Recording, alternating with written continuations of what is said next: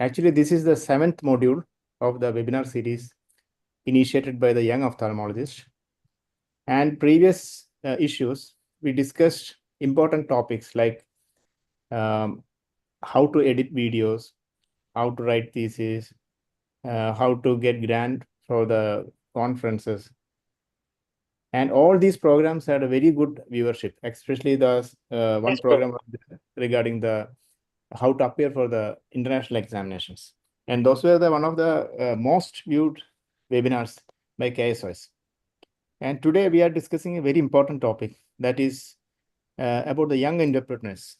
As we all know, a lot of eye hospitals are coming up all over India. And it is the responsibility of all of us to run it in a ethical way and in a good way so that it will be beneficial to all. So let me thank Dr. Ragi, who was coordinating all these, what you call, talks and all. And we have expert panel today, Dr. Mahesh, who is the president of KSOS from Kochi. Welcome, Dr. Mahesh. And we have also Dr. Anish Madhavan from Kollam. I think he is not joined. He'll be coming. And myself, Dr. Basin, I am the scientific committee chairman of KSOS. And we also have excellent speakers today. Warm welcome to Dr. Nilesh Kumar from Bihar and Dr. Rituja Thomas from Delhi. And we also have Dr. Divakant Misra from, again from Lucknow. We have our own speakers, KSOS faculty, Dr. Shashikumar, no need for an introduction. He's the final word in OT design and infection control program. And we also have Dr. Sanida from Kochi, Dr. Ambiga Shetty from Trivandrum, and who else? So that's all. Okay. So with these few words, I hand over the program to Dr. Raki, who is the moderator of today's session. Over to you, Dr. Raki. Good evening, everyone. So, a very good evening for all who are joining us today. So, today's webinar is something really different from the webinars that we have been doing till now. The webinar is on young entrepreneurs, how to set up your own OT. And I think this webinar is going to be very useful for those who are dreaming to have their own setup and for those who are still in a dilemma whether to start their own setup or not. So first, I would like to extend my heartfelt thanks to Dr. Mahesh sir, our KSOS President, Bastin sir, our Scientific Committee Chairman, and all the governing members of KSOS for their unwavering support and for their encouragement in providing the young ophthalmologists this platform to showcase their talents, our talents. So first, I'll be just sharing my slide. Is it visible? Yes. So this is another YOL collaboration webinar series, and our topic today is young entrepreneurs setting up practice and financial management tools. Today, we have a set of speakers, which include speakers from Kerala and also from Pan India.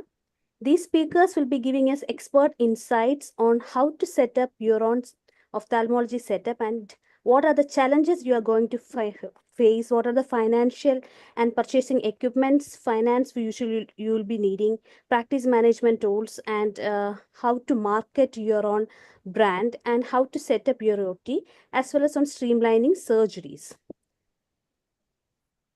So as panelists today, we have none other than our KSOS President, Dr. Mahesh sir, who is also the head of department, Vitreoretina Service at Giridhar Eye Hospital, Kochi. Then we have our own Dr. Bastin sir, Scientific Committee Chairman, and also he's the director of Netra Eye Care, Thrissur. And then we have another renowned cataract surgeon, Dr. Anish Madhavan sir from Kollam. He also has his own setup called the Amex Eye Care Center at Kollam. Now, let me introduce the speakers for today. So, first speaker is Dr. Sanida Satyan ma'am. She'll be talking to us on challenges that you're going to face once you're going to start your own setup. So quickly introducing her, she has done her DNB and fellowship in pediatric ophthalmology and strabismus from Little Flower Hospital, Angamali. She has been working as a consultant in the pediatric ophthalmology department there and also at Chaitanya Eye Institute, Kochi. Currently, she is the founder director of Vettam Group of Eye Hospitals, which is mainly located in and around Ernakulam. And she has several awards to her honor, which include the T. Agarwal Memorial Postgraduate Award in 2010, Subramanian Award for the Best Postgraduate Scientific Paper in 2011 Drishti, K.C. Shankaramenon Award for the Best Scientific Paper in Drishti 2014, Noel Moniz Award and Shivareddy Award also in Drishti 2015 and 16. And also she has won awards for the best scientific paper at AOC Kolkata 2016 as well as in 2017. So over to you, Sanida ma'am. Now I'll be stop sharing. Welcome ma'am here. Let me just share her presentation. Thank you, Ragi, for the introduction. And thank you, Yossi, for having me here. And this topic is rather very dear to my heart. So as a person who has started my own ophthalmology venture a few years back, it was a very exciting journey. At the same time, it was a very difficult journey also. So I would be very grateful to share with whatever few things I have learned on the go. And thank you, Raki, for operating my screen. So I'll be talking about the challenges in starting your own ophthalmology setup. I understand this talk is mainly for young ophthalmologists who want to start their own ophthalmology ventures, and maybe they are looking for some points to where to start and when to start. So basically, I will be covering some contents regarding the location, licensing, statutory compliances, and the different ownership models that you can make use of.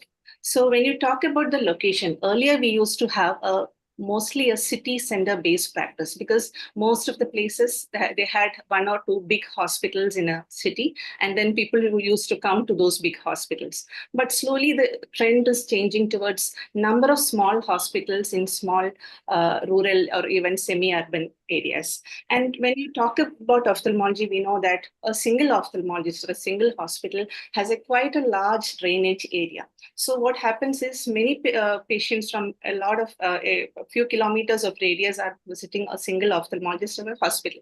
So this becomes a very important challenge for a youngster. So this is a Google map which I copied today. So when you look Kochi, you can see in this 10 kilometers, you have 22 eye hospitals which are mentioned in the Google map. And then it is the same with many other places in Kerala. And so in this scenario, we can say that a youngster who is to start a practice would be wondering where to start the practice. So nowadays, I think that small towns I'm talking about Kerala because that's what I know the best.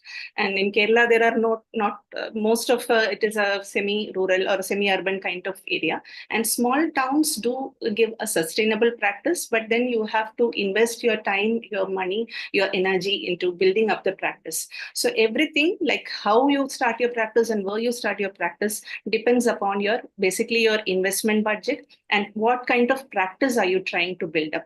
There are many niche practice areas. So these all depends upon your skill level, your expertise level, and your aptitude to handle things.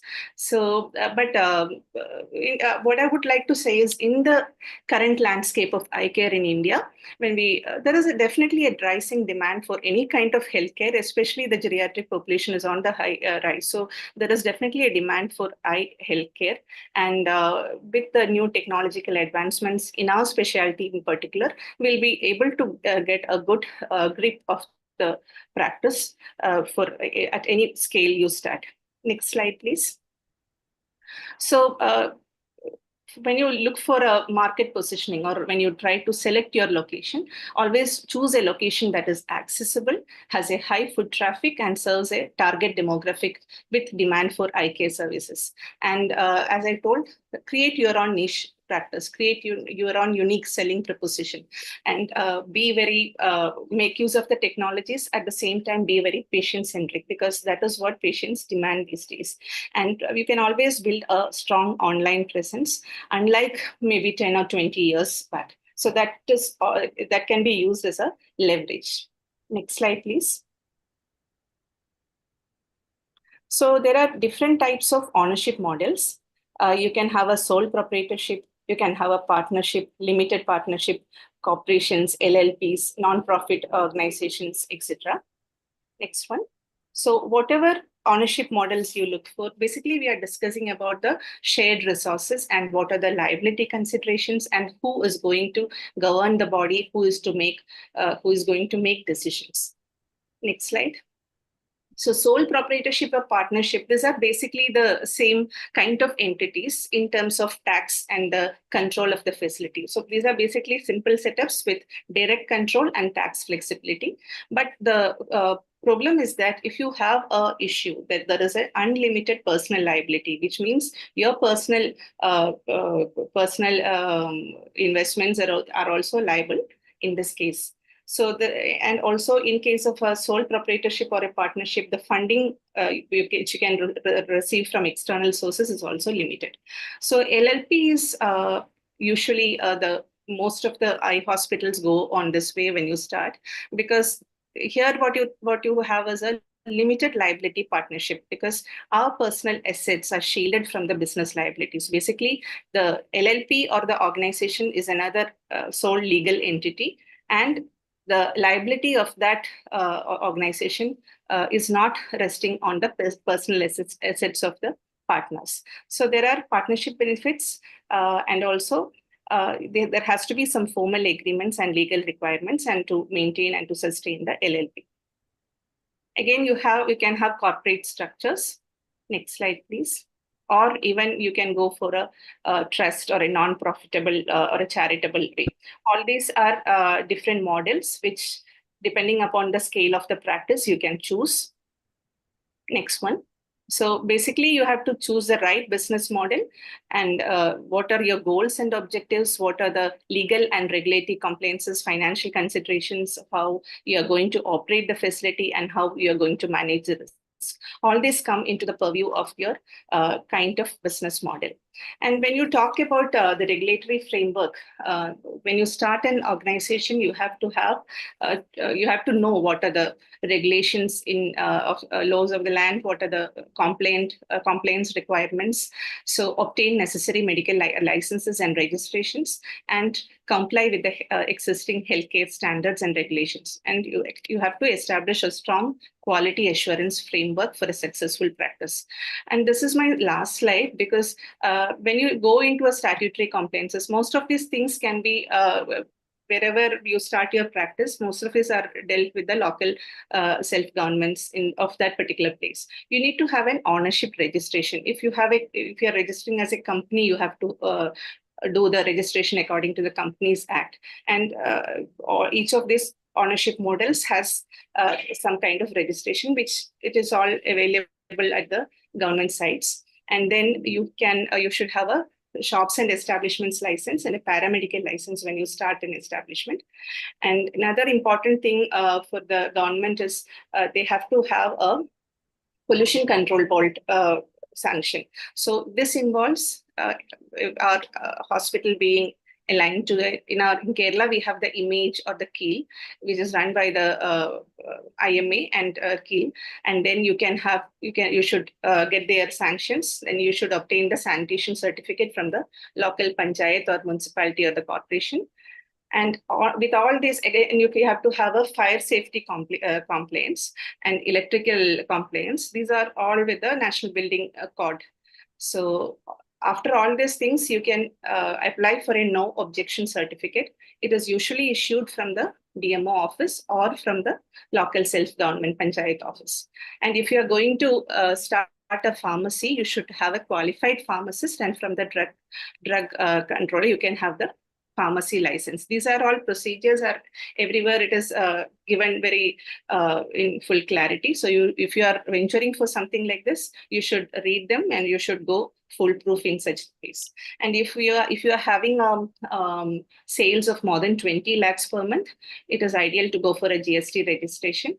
And now in Kerala, in many of the states, these are Clinical Establishment Act has come into it is there, but in Kerala it is under. I think it is not fully established. So they are also having certain compliances which we have to stick to. And for the staff also, for each staff you need to have a health card from the concerned local government hospital, and that should be renewed yearly, and that should be submitted to the local self-government panchayat or municipality. So then ideally you should have a minimum wages act. All this comes under the purview of Clinical Establishment Act now. And with for your staff, if you have more than 20 staff, ideally you should have a ESI, Provident Fund, and Workers' Welfare Fund contributions from the employer also. And then if you are going for accreditations, these are not statute compulsory things, but if you're going for accreditation, you should look for an NABH kind of accreditation, and also there are many others like JCI. So these are the basic statutory compliances which you have to go in starting a eye hospital. That's all. Thank you, and I would be happy to take any questions.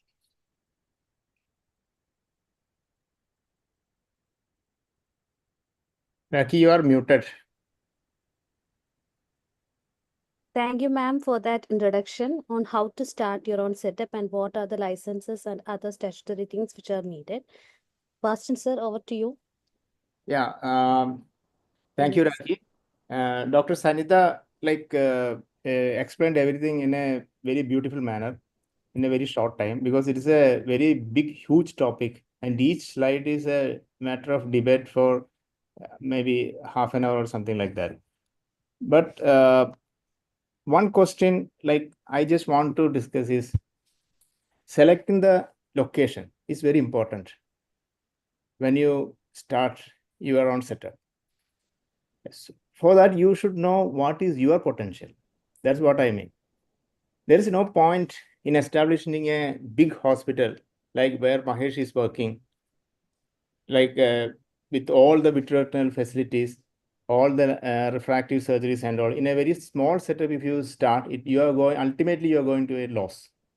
And on the other hand, if you build up, or if you set up a small setup in a big town, again that will be loss. So know your potential and then only select the place. Mahesh, any comments on this? Do you need any before starting hotels? They do a market survey analysis. Something like that was done when you started. Sir, Yeah, Sanida. everybody does. I think everybody does a market survey. It may not be called a market survey as in the management terms, but everybody would have some mental calculations like where to start, what is my potential, and all those. So that is a very informal market survey. So I think everybody does that before. And if you don't do it, is a big foolishness from your part, because as Dr. Bastin said, all of us are very qualified and we have very good potential, but sowing in the right field is the thing. So that is very important. Well, when I started, maybe 22 years back, my first hospital was in a small town. It's not a small town, but it's not a metro. But my father-in-law was a practicing ophthalmologist there. He was working in a government setup, and he had his own private patients. So when I came, we both started together, and initially we were only 2 doctors, and we had not much equipments to start with. Even I'll tell you the truth, we were borrowing the phaco machine before the day of the surgery, and after the surgery we used to take that phaco machine to different place to give it back to the owner, and we were giving a rent. And in 2 years, we purchased the new machine. Similarly, everything. So what I wanted to clear here is there is no point in starting everything together. So you can start like basic needs for the patients, which will be useful for the patients, and you can slowly increase your practice. Otherwise, you'll have to set up targets. You'll have to do, I'll say, a lot of unnecessary marketing and other things to become it break even. Dr. Anish Madhavan has his own setup at Kollam. And what is your views about this, Anish? Uh, no, actually, thank you, Basim. See, my opinion is whenever you want to start any place, I think you have to practice there at least for 1 or 2 years because people should know you. You know, the suddenly you come to a place and start a practice, it will be difficult for you. So if you can work at that place for at least 1 or 2 years, slowly the patient population will come to know that a person like such and such is working there, and then definitely you will get an idea about the place and the location. It is not great that you just come to a place and start a practice. That is what I personally did. I was started my practice in a multi-speciality hospital. I just took over the department, and 3 years I was doing that, and then I shifted to purely an eye hospital. So 6 years I spent at my place, and then I started my clinic. And again, what Dr. Baskin was telling, I also agree that there is no need that you have to start with all the things because that is a financial burden for you.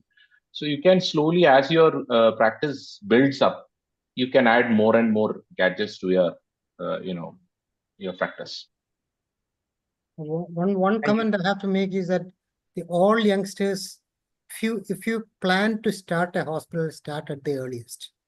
Don't wait for about 40 to 50 years and then start the hospital. You start early. At that time, you have sufficient time, and maybe some if the income is not good, you can manage. Now another point is that wherever you start, you should be accessible, you should be available, you should be affordable. If you start a clinic and then go around practicing in other towns, then it will not click. So if you are starting a practice, you should be available there throughout the week. Maybe 6 days a week, you should be available there. Otherwise, the people will not, as Anish said, unless you have a loyal clientele there, people won't come to you. So that these three things you should ensure that the place should be accessible and you should be available throughout, and the pricing should be affordable. Thank you, sir. Valid points. Accessible, affordable, and available. And Dr. Rituja, what is the situation in Delhi? So Delhi, as all of you might be knowing, is quite a saturated place.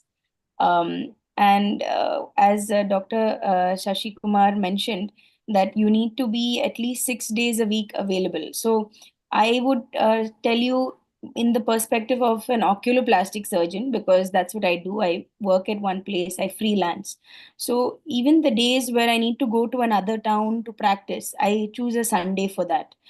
So that the other 6 days of the week I'm present in Delhi.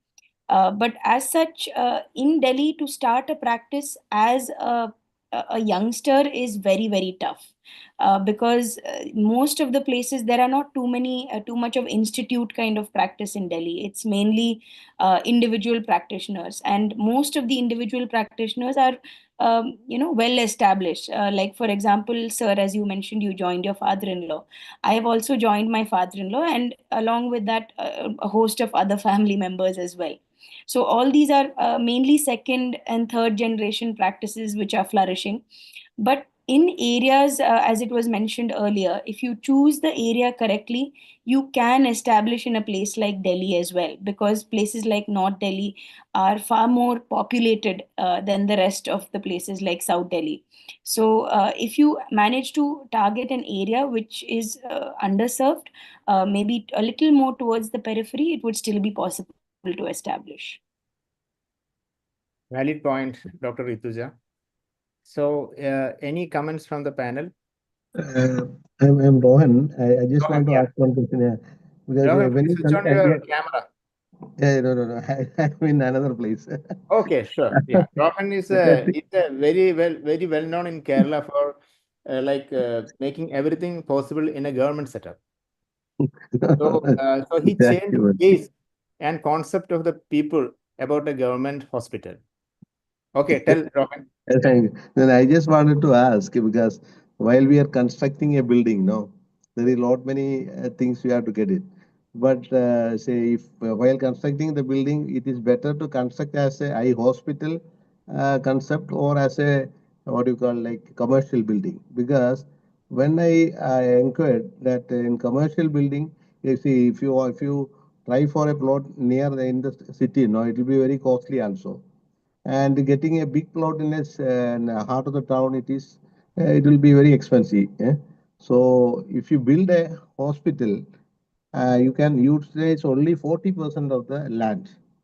But if you construct as a commercial building, that normal as an spacing, no front side, that only has to be maintained. That's what I got the information from through some people. Is it correct or not? Rohan, what you No, said is correct. See, you can see commerce. The building should have a hospital permit. Hmm. Otherwise, you can start only a small setup for No, 1,500 or 2,000 square feet. what I find is that all these Vasana care, these people are running in a commercial building only. Yeah, you can. But But the thing is that the local self-government department, they should give you the license. So if you are starting in a commercial building, some of the LSGD officers, they can deny you a license. What happens is sir, that I just if it is more than 2,000 square feet, sometimes they will tell you to get it from the chief town planner. So that will delay the project. It is not impossible. once you get the sir, license, you can are I free. Yeah, finish. Please, sir, please. can I, sir, Please. can I actually, sir, what Dr. Rohan was telling, I have actually faced the situation because the thing was when, see, actually the rules are like this. If you have a commercial building, you are only supposed to have a medical practice or whatever it is below 2000 square feet. That is what the revenue department of the this local body has written. So most of the time what happens is the local body, that is the health officer sitting there, he won't send the file to the revenue department. Instead of that, he will sign it and give it. If he sent to the revenue department, they will write it in green letter that this you are not supposed to have a medical practice above 2000 square feet in a commercial building. Once they have written, it is gone, because I have faced the situation when I was in Chaitanya. Yes, One of the sir. person has made like this, and then even we approach the minister, but nothing can be done because the revenue department has written like that. So only option is you have to have a building, and the building permit should be under either outpatient clinic or a hospital permit. In both the cases, as you said, the land will be around 40 to 45% of the land should be used for building. Yes, yes. That's there. Mm. But it is safe. If you get like that, it is more safe, because I got my building permit as hospital. So getting a hospital permit is easy, because to convert from hospital to commercial is easy. From commercial to hospital, it is not easy, because your setbacks are totally different. Totally different. That is true. And that too, even the fees they are asking for a medical Yeah, center and hospital is different. If you ask for a medical yeah, center, correct. hospital Yeah. rent rates are less actually, and medical And one center more thing will I be want to more. add, one more thing I want to add you is the most dangerous people are not the local bodies, are the neighbors. Maybe. If Okay. one of the neighbor feels that, Yeah. if he feels that you don't run the show, he can Mm. just put a complaint. That's enough, because then That's these it. rules will come into play. That is a Mm. problem. Yes. Many a So, time that's the problem. so it's better to take it in as an eye hospital itself. Thank you, Anish. Yeah. True. One more point is regarding the GST registration. For the medical services, there is no need for a GST registration. But if you have a pharmacy and opticals in your hospital, you have to take registration GST for that service. In other words, like if you don't have a pharmacy or opticals, that is not possible. I know you don't require a GST registration. But for cosmetic this thing now you need GST. I don't know for madam will be able to answer because oculoplasty whether they need GST because dermatology people they are taking GST for cosmetic procedure you are supposed to have a GST number. So we don't actually have a separate thing for that because all the fillers, Botox, etc., comes to the pharmacy itself, which already has the GST. So, But how do you record it as it is a cosmetic procedure or a therapeutic procedure?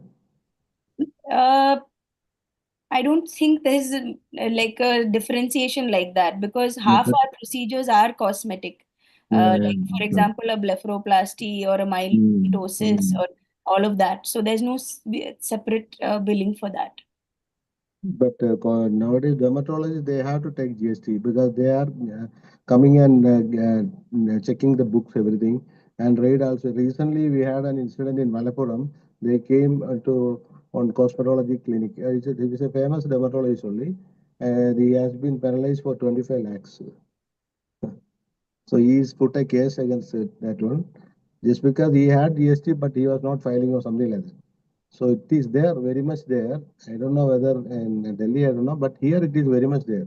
So all the dermatologist people, but it is our discretion to mention that whether it is a therapeutic treatment or a cosmetic treatment. Like So LASIK. usually, Like yeah, LASIK. classic. So So I don't know whether nowadays this will come. it is indicated as therapeutic, like Mm. contact lens intolerance, right? Mm. Okay, so shall we move to the next talk, Raki? Yeah. So moving on to our next speaker. So our next speaker is Dr. Ambika Shetty ma'am. She'll be talking to us on key steps in starting a setup. She is currently the managing director of Geetanjali Eye and ENT Hospital, Trivandrum. She has done her MS ophthalmology from Indo Ophthalmic Hospital, Bangalore, and fellowship in phaco-refractive from Netra Dharma, Bangalore. So she established the eye department operation theatre at Geetanjali Eye and ENT Hospital in 2013. Department has gradually grown over the last 10 years and now has a team of 7 ophthalmologists with an IOL clinic, glaucoma clinic, dry eye clinic, vitreoretinal surgery, and pediatric ophthalmology clinic.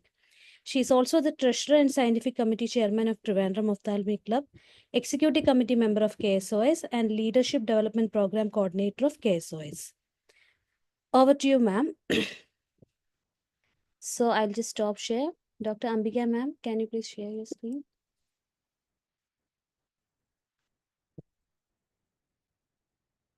Yes, yes. It's visible.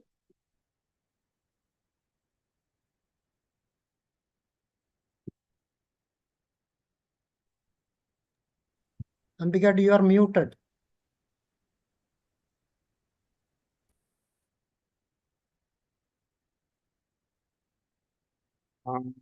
Ankit, can you make her can you unmute her, Dr. Ambika?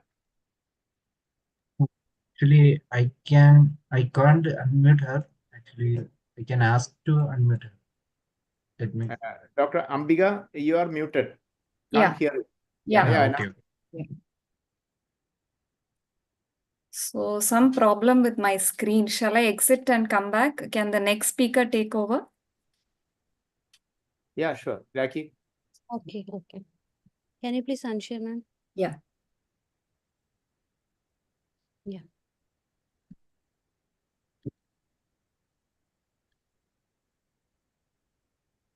So our next speaker for today is Dr. Nilesh Kumar, who will be talking to us on financing and purchasing equipments. He is currently the medical director of Madhavi Netralaya, and he is an innovator of Dix and Dix Pro. He has got 16 national and state awards, 98 plus peer-reviewed published articles, 120 plus papers and invited lectures and live surgeries in various national and international conferences. He is currently the secretary of Young Ophthalmological Society of India, and he was the ex-joint secretary of YOSI from 2022 to 2024. He is also the assistant director of AOS Dynamic eBook and chair of communication of Retina Rocks and Retina World Congress. He is also the convener of TSTC at AOC from 2021 till now. We are happy to have you here, sir. You can share your screen now. Thank you, Dr. Aki, for inviting me, and thank you, KSOS, for this opportunity. It is indeed a pleasure for me to be presenting. So, I'll be talking on financing options for funding an ophthalmology clinic. Just change the title a little bit. These are financial disclosures. So, as the discussion was going on, when anybody starts their clinic, there are some assets. Actually, when you talk to any finance person, this will be called liabilities because they are a depreciating asset, but still we will call it assets because we are earning from it. So, there are some must-have or essential equipments. Then there are some should-haves or optional equipments, or there are some can-haves or desirable equipments. So what we will be talking, I'll be giving in brief will be must-have for OPDs. And when you are going to start, you should have an auto-ref or ARK that ranges from 2.5 to 5 lakhs, depending on which company you are having. Applanation tonometry or handheld like eye care or NCT, it will cost you from something around 70,000 to 4 to 4.5 lakhs. Then optometry setup, if you are going to have a vision drum, LCD trial set frames, 20 to 50K. If you are having multiple optometrists at your center, then that cost doubles or triples. Then a chair unit for you will cost you around 80 to 1.25 lakh.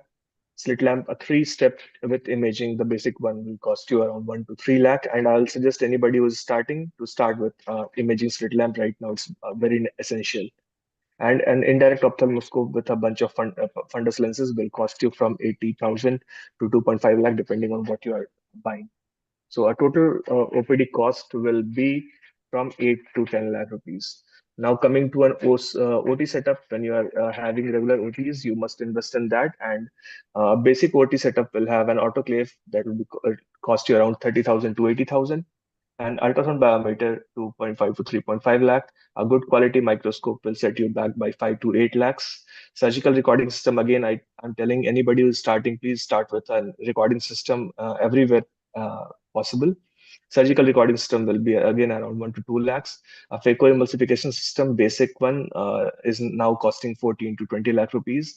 And if you're going to have a good surgical volume, then a YAG laser will cost you around 8.5 lakhs rupees approximately.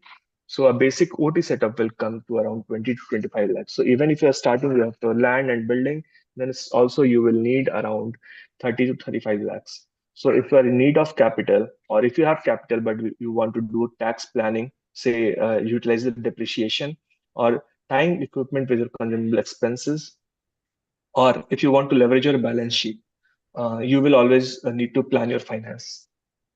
So how much to stress? Right now, a discussion was going on about Vasan eye care. So this is an example when the Vasan eye care fell. This was an analogy that was given in a day-to-day article. When you have little batter and you stretch too thin, you get a broken dosa. And if you have too much of batter but you don't stretch yourself, what you get is a pancake, not a dosa. So to get a perfect crispy dosa, what you get is a correct amount of batter and a correct amount of stretching that is required. So let's understand the leverage. In scenario one, you can see when the hospital is doing an revenue of 10 lakh rupees and a debt of the hospital is 4 lakh rupees. So the interest costs, considering 10% of the interest cost, the hospital is taking away 1,60,000 rupees at net profit. The profit margin stands at 16%. Now, the hospital doubles in debts, so it over leverages itself. You see the revenue increases from 10 lakh to 12 lakh, but the take away profit goes down to 13.3%. And if you don't take debt, there is a concept that you bid, I don't want to take debt. I'll do everything by internal accrual. You see, the profit margin is 20%, but the revenue generation falls down to 8 lakh rupees. So you have less capital in hand to expand. So now, there is some amount of leveraging that is always required.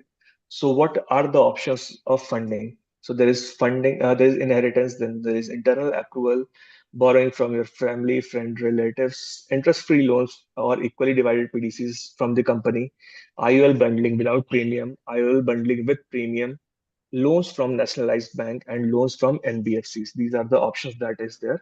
So, why Raki chose me for this topic is because I got the hospital and patient base as inheritance from my father. Internal accrual. I had a habit of doing SIPs throughout my residency. So the lump sum payment for one of my instrument I did from that internal accrual, and right now I'm continuing with that policy for my hospital as well. I didn't have to borrow yet from my family, relative, or friends. There is a specular microscope that is on equally divided PDC right now in my hospital. For Callisto, I have done IOL bundling without premium. The Quattro 700, the new phacoemulsification system from Zeiss, I have done IOL bundling with premium. And there is no loan from nationalized banks, but I have loan from NBFC for the Claris and Cirrus OCT and fundus imaging system. So now coming to different option and how it works. So in internal accrual, you can see what on the left hand side, there is the amount that you're paying for 10 lakh. If you are borrowing 10 lakh rupees, you have to give an EMI of 20,276 rupees, and you pay total of 12.16 lakhs in 5 years. So for 10 lakh, you're paying 12.16 lakh. But if you do SIP, to internally accrue the money. So at that time, you are only having to do a SIP of 13,609, and the total amount invested is 8.17 lakh. The problem with this method is that you have to wait for a long term, and if you are in immediate need of capital, this method won't work. This is for future planning and not for immediate expansion plans. But also there is a concept of inflation. So the machine that you are getting for 13 lakh, you might not get the same machine at that price after 5 years when you go to buy that. So you might need to increase your SIP from 13,000 to 18,213 to get the same amount of inflation adjusted target. So these things you have to keep in mind when you are planning for to buy anything after 5 years. These things work best when you are planning to buy a piece of your land or to build a hospital, build your own building after 5 years or 10 years, you start a reverse EMI or SIP. Now coming to lump sum payment, that is the best mode of payment if you have money lying around.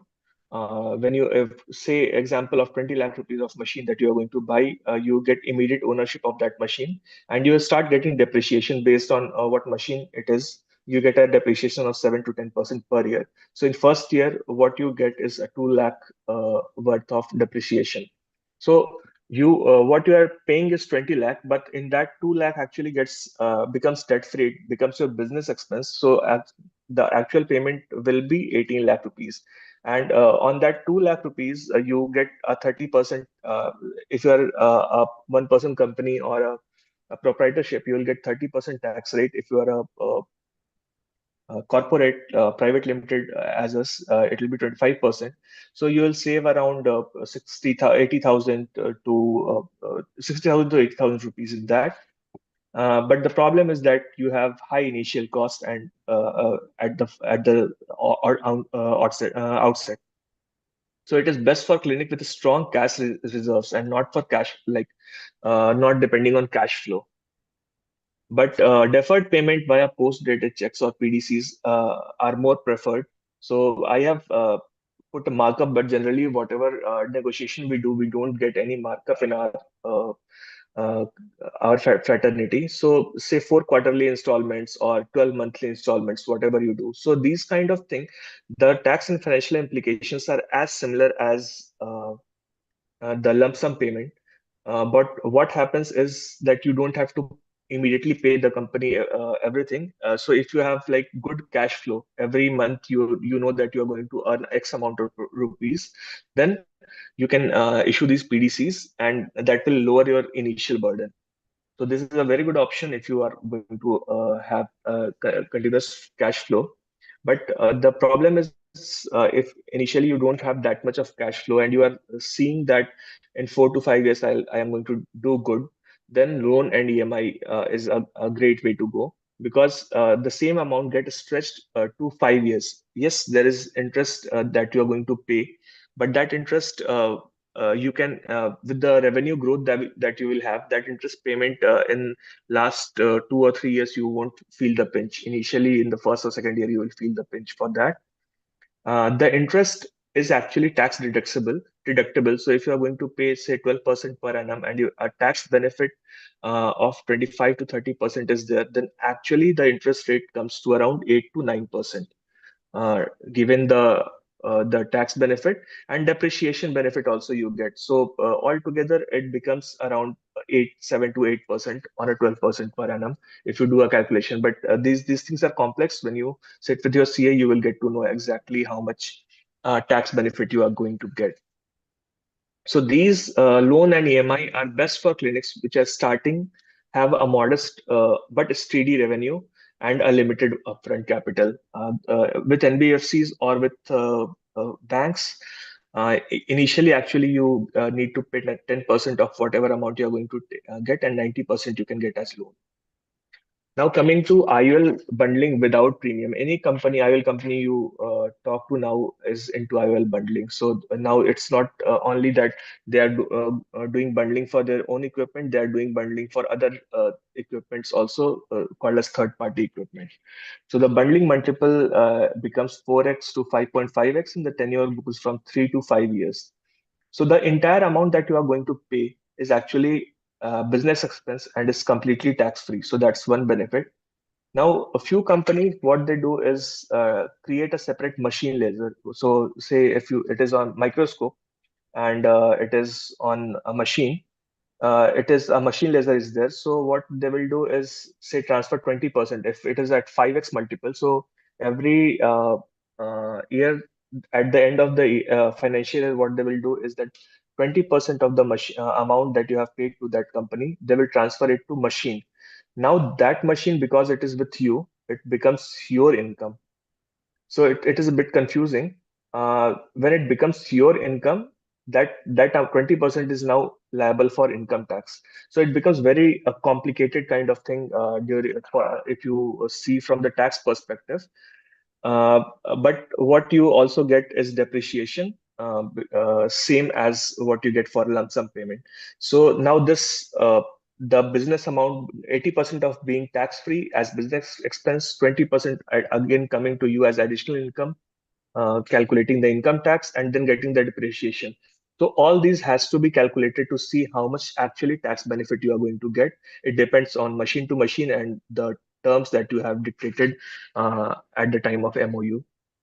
Now, the problem is with regular outflow of cash with the new ENACH, that is the electronic fund transfer that has come into play in last 1 to 2 years. Earlier, what used to happen is they used to come and take checks from you every 1 or 2 months. But now what is happening is there is a fixed amount that goes out every month. So say if you are bundled at 5x and your annual consumption is, say, 10 lakh rupees or 12 lakh rupees, every month 1 lakh rupee will go out of your account, even if you are using the IOL or consumable at that time or not.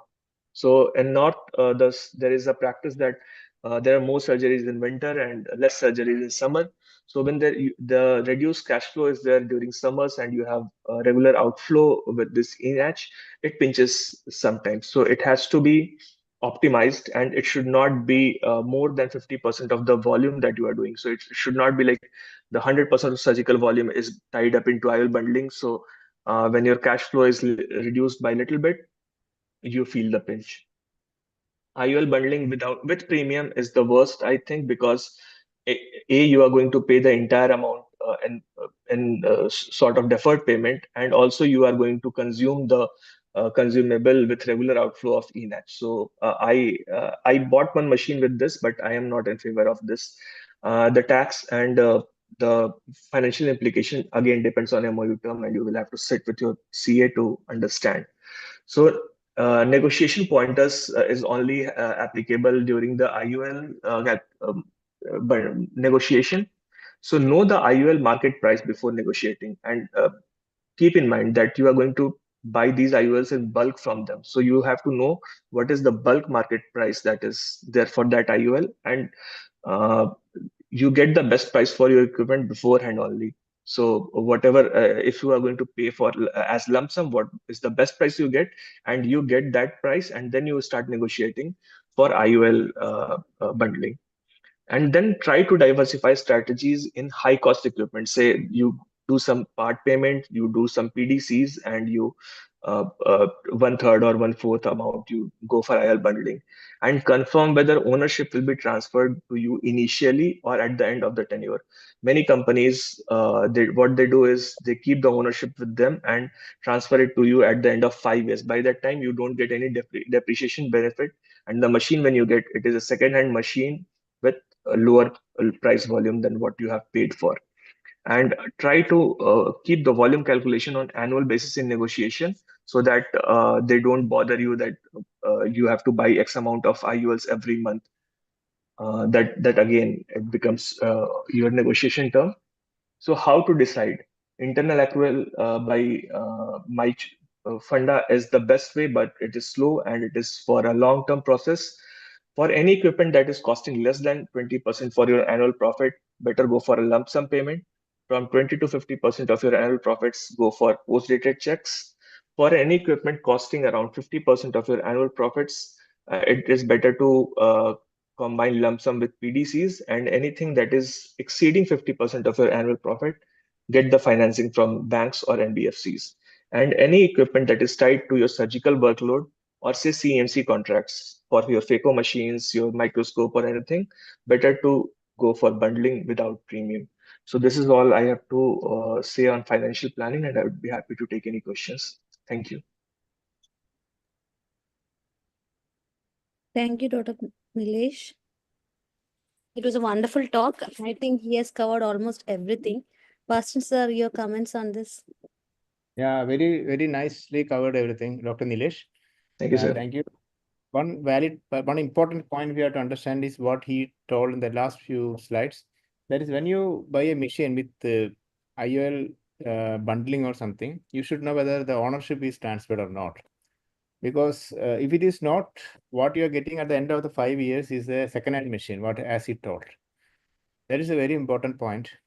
And that's all. Like, otherwise everything was covered. Anything else, Dr. Anish, Mahesh? Nothing, please. Nothing. He covered very well. Thank you, sir.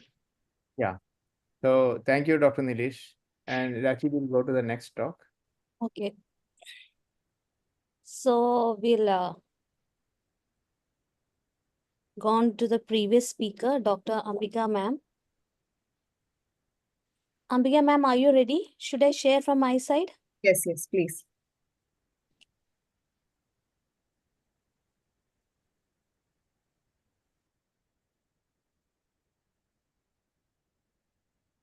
So Dr. Ambika will be talking to us on key steps in planning our own setup.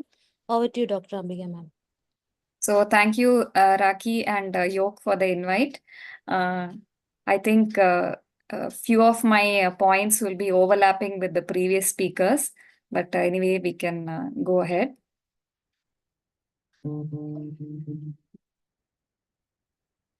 So first of all, I would like to express my gratitude to my mentor, Dr. Sri Ganesh. Sir is a very popular cataract and refractive surgeon. So it is only after completing fellowship with Dr. Sri Ganesh that I got the idea of becoming a leader and an entrepreneur.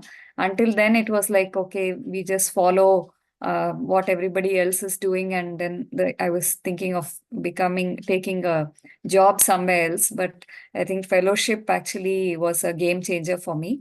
Also, my alma mater, Minto Ophthalmic Hospital.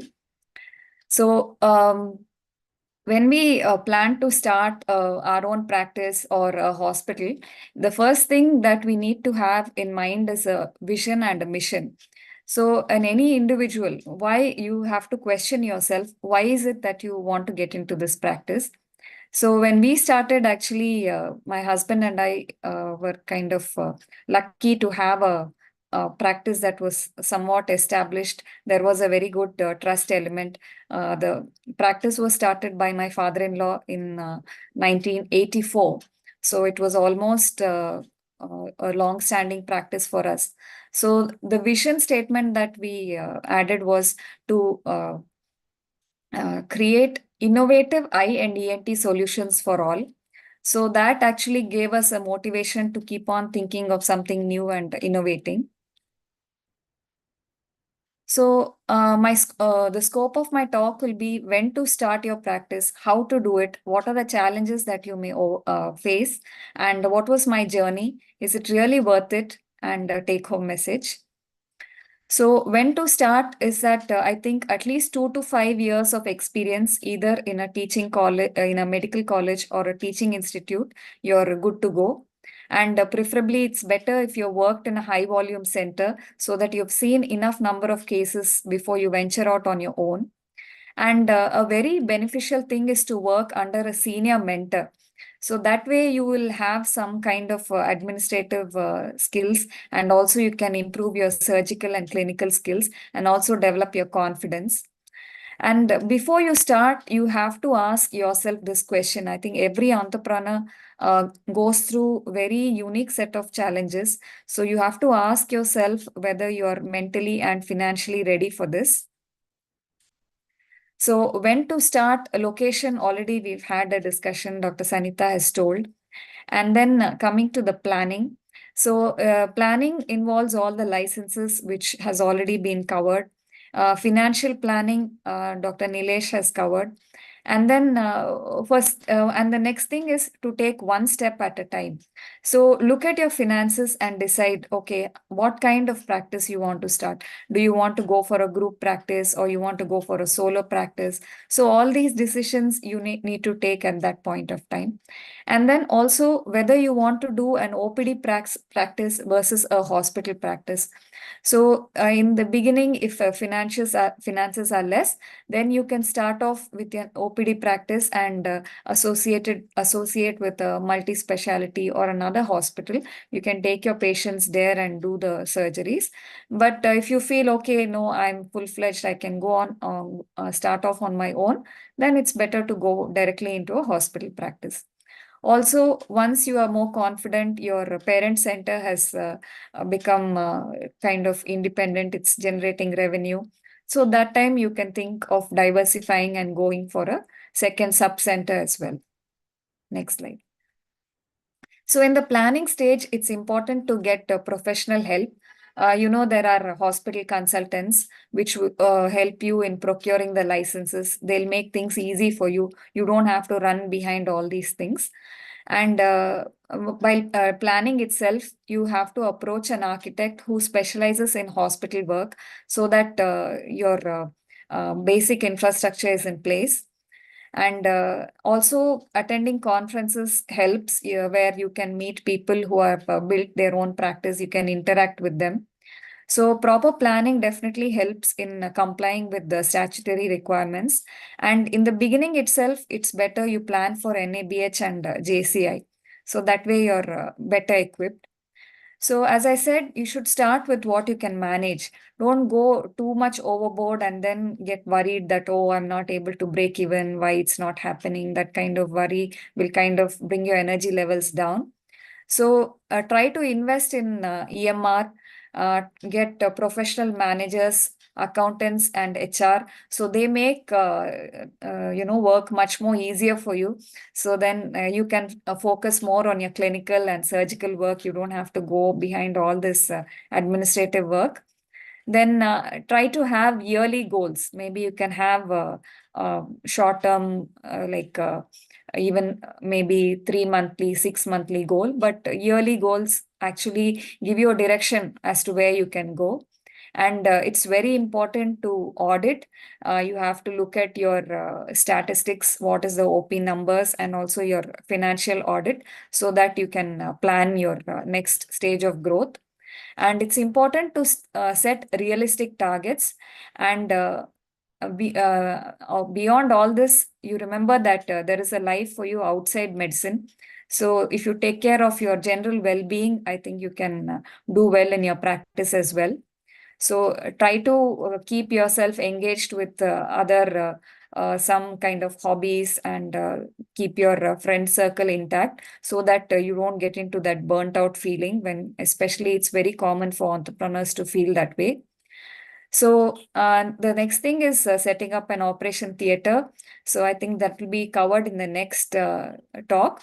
So before you do that, it's important to travel and visit multiple successful practices, if possible within the country and abroad, so that you can decide, you can observe different kinds of setups. So you can kind of incorporate what works for you and bring it back for you. And before you start, it's very important to have guidelines and SOPs in place, so that you can save time on that. And coming to the challenges, do you have it in you financially? So in the beginning, it's better to take loans, or you can take help from your friends or relatives. And then one more thing is, you're not trained in running a place. So with a basic MS degree or a fellowship, actually we are not really equipped in running a place. So for that, you can go for courses like Aravind Eye Hospital. They run that heads course. Managerial courses are available. So as with any other skill, managerial skills can also be picked up. And yeah, there is also important thing that there is a 7-year itch when you start your own practice. So it takes about 7 years for you to kind of settle down, become a little more, comfortable with what is happening. So you need to have that waiting period when you're starting your practice. Don't try to expect everything to work out immediately. So challenges, HR is a very important area. So first thing is, while recruiting itself, you try to recruit people who are suitable for your profile. Somebody might have done very well outside. They may be like highly qualified, but they may not suit your personality type and the kind of work ambience that you can provide. So be very careful while recruiting staff. And also in retaining, it's important to identify people who are working well, appreciate them, and give recognition, so that it's they're kind of happy to stay with you. And accreditations, it's always a hard work to get into the accreditation mode, but once you get in, it is possible.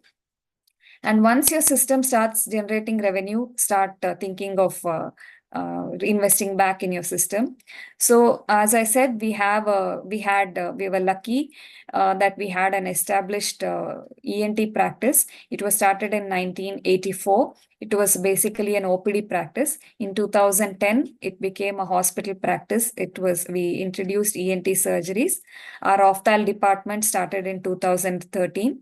And in 2023, we also started our sub-center at Technopark. So this is how it was in the beginning, a very humble and simple setup. We had an OPD practice and also operation theater along with our opticals. And then this slowly over a period of time, we built up our practice. And then we introduced services like pediatric ophthalmology. Then now we have surgical vitreoretina. Next slide, Raki. Yeah. So we also inaugurated our new outpatient block. That is, it includes both expanded services in opthal and ENT. So now it's become more spacious. Patients have more sitting area.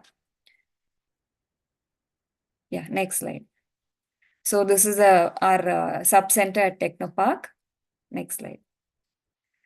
This was actually a course that I attended at Aravind Eye Hospital, which was the heads course.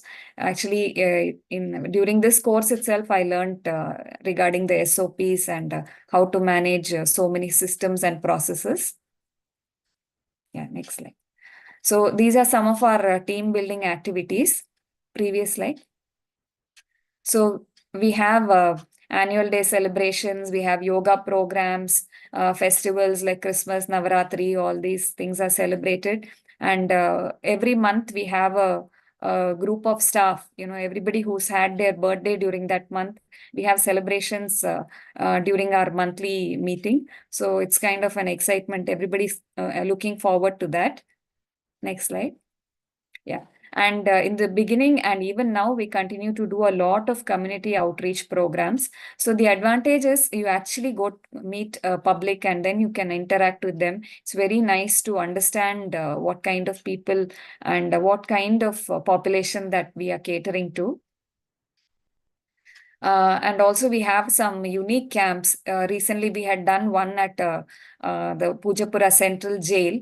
So it was very unique because many of the inmates, they didn't have even reading glasses. So we had sponsors who could sponsor them reading glasses, and we were able to give and distribute about 80 spectacles in this camp. Yeah.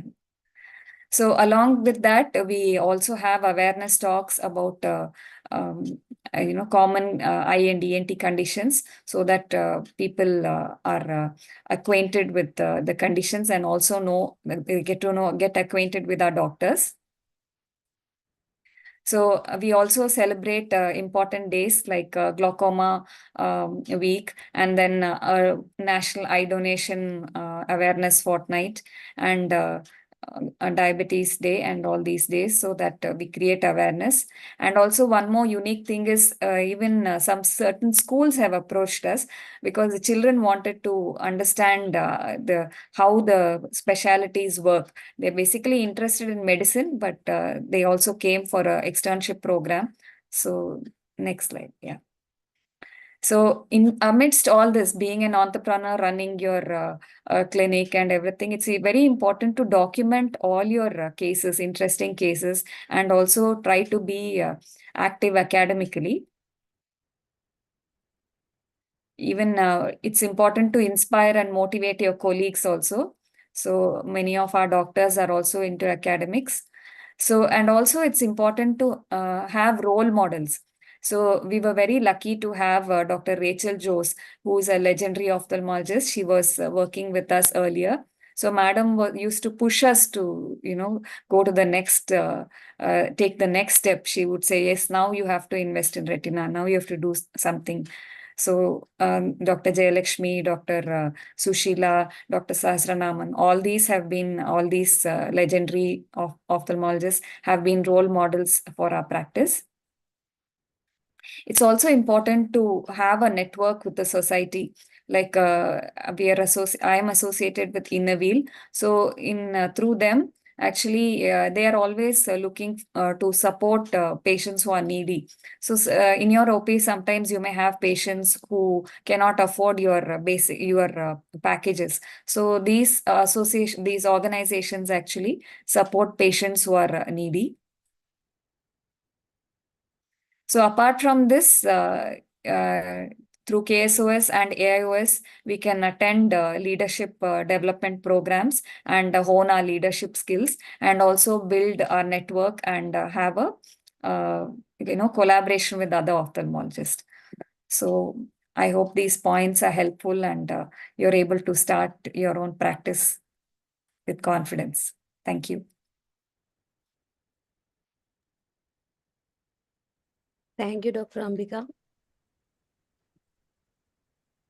Yeah, nicely explained, Dr. Ambika. One important point is you should have a senior mentor when you start your setup. That is a very important point. And one point to debate whether you should start with your own OT initially, operation theater, like whether you have to start with OPD or you can start the OT later or something like that. I'll tell you my experience, because in the second center which I started, we had only the OP. So we started the theater only after 2 years. So initially we were bringing the patients from that center to our main center and doing the surgery. So even after 10 years, the people still think that we don't have the operation theater setup in that center. So that is one drawback if you start your own setup with only OPD facilities. So it's my experience only. Different others be having different opinion. What Anish says, Anish, what do you say about that? Do you prefer to start with your own OP setup only, or you start with all together? No, I prefer to start all together because if it is not within a route 5 or 6 kilometers, if it is above 10 kilometers, I think it is better to start with the theater. Because uh, mostly now the people don't want to travel more. and they will think that this center doesn't have that facility and Yeah. True. Very true. Okay. And one another important point is there is a life for you outside the OP or medicine. That is a very important point. I think the youngsters are aware of that. That's why we had this topic. Even this topic we had one webinar, right, Raki? Yes, sir. Work-life balance. Work-life balance. That's one point we were missing in our early stages of career because we were only working. So that is a very important line what Dr. Bia was mentioning. No, I just want to add on that. That is very important in your life because I think I am the only person who stops my practice at 5:30. I never have my practice after 5:30, and I never sits after Saturday. I only have my practice till Saturday half day. Sunday is fully leave because if I am not happy, I cannot make my patients happy. That's my motto. So I think now the new generation people, I think they are looking in that aspect. Yeah, I they think know it is better. it They is know. one. Yeah. They know better. Okay. Shall we go to the any other points? Rajesh, Dr. Rajesh is with us.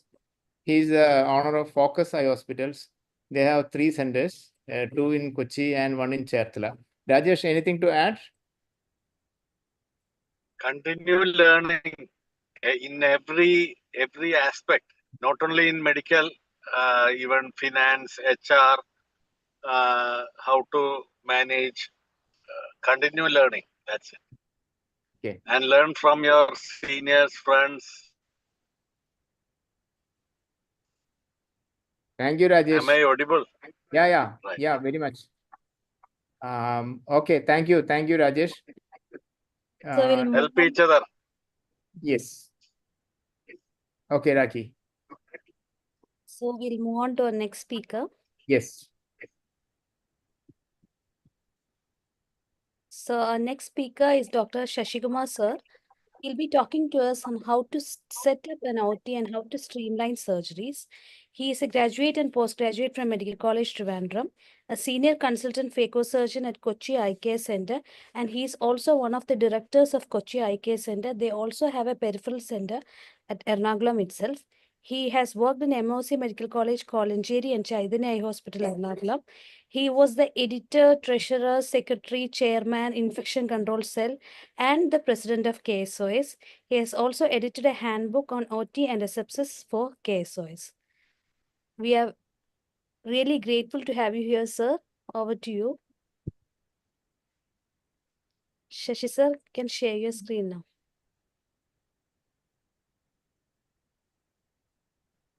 Shashi sir, are you there? I guess is he muted? Sir, you're muted. My screen, I just Yeah. We can. It's very visible, sir. Visible. No, the thing is that okay. I just want to minimize that. Is it visible now? Yes. Okay. Yes. Okay. So I've been asked to talk on these 3 major topics, long topics in 8 minutes. And each of these will take about 15-20 minutes to cover. But I'll try to do justice to all of these topics in the short time that is allotted. See, operation theater is the most important unit that determines the quality of outcome of your hospital. About 65% of the income comes from the theater, and about 70 to 80% of word of mouth publicity depends on the performance of the operation theater. So it is very crucial that you plan your OT and your procedures very well. It needs meticulous planning involving subject experts. Actually, you need real professional hospital consultants to design an OT, because not all civil engineers or architects are skilled in designing an OT. Because OT, you have to utilize the space very well, and it should be functional. You should look at the functional aspect of the OT rather than the aesthetic aspect. And according to the class of operation theaters, IOT is classified as a general OT, not a super specialty OT. And the previous speakers have mentioned about starting at a low scale and then planning to expand. What happens is that budgetary constraints will force you to start an OT in a small scale, but you can plan it in a phase-wise planning at the beginning itself. Because relocating a high-tech space like operation theater is very costly and cumbersome. So if you have a operation theater, you provide low-tech departments like wards or something, some other unimportant zone, some unimportant rooms near the high-tech zones, so that you will get buffer spaces for future expansion. That will be more economical. So that planning should be there right from the beginning. And operation theater, this is the most important concept of operation theater. The zoning should be done at the beginning itself. And this zoning concept in a small available space can only be done by an expert consultant. It is a protective zone or the green zone, the clean zone or the yellow zone, the aseptic or the sterile zone, which is the sanctum sanctorum of your operation theater, that is a red zone, and there is a disposal zone. The zoning concept is that there is a gradual increase in the level of cleanliness from the green zone to the red zone. And whether you design a hospital with multiple theaters, these are about 4 theaters it's a major hospital, or even a small one with a 1 or 2 OTs, the zoning has to be there. And it minimizes the risk of hospital infection. It minimizes the unproductive movement of staff, supplies, and patients. It increases the optimum utilization of staff and other facilities, and it ensures a smooth workflow. And remember, zoning is mandatory for all types of accreditation, whether it is NABH or JCI or even Clinical Establishment Act. Zoning is a must. These ancillary rooms also has to be provided to the operation theater complex, like the changing rooms, the pre-medication rooms, the store and sterilization, the scrub area, the sterile trolley preparation room, and the toilet should be provided in the outer zone or near the reception. Consider these dimensions while planning the OT, because an OT table will take about 1.85 meter, trolley another 0.9 meters, working space is about 1.2 meters. And so when you are planning an operating room, these measurements should be taken into consideration. A 15 into 15 into 10 is adequate for an operation room, and even a 700 to 800 square feet is good. A good OT complex can be planned with 1 table. But NABH guidelines say that 20 by 20 by 10 is the requirement for an operating room. Usually, anterior segment surgeries can be done in daycare ward, and storage should be provided in the operation room. And in the area, in the room where the surgeries are done, it's best not to provide cabinets. Because if at all you are providing cabinets, all cabinets and the switches should be flush with the wall. There should not be any horizontal surfaces in the operation room. And in the daycare unit, such similar reclining chairs can save you space, because the patient will be there only for about 1 or 2 hours. So this is enough for a daycare ward.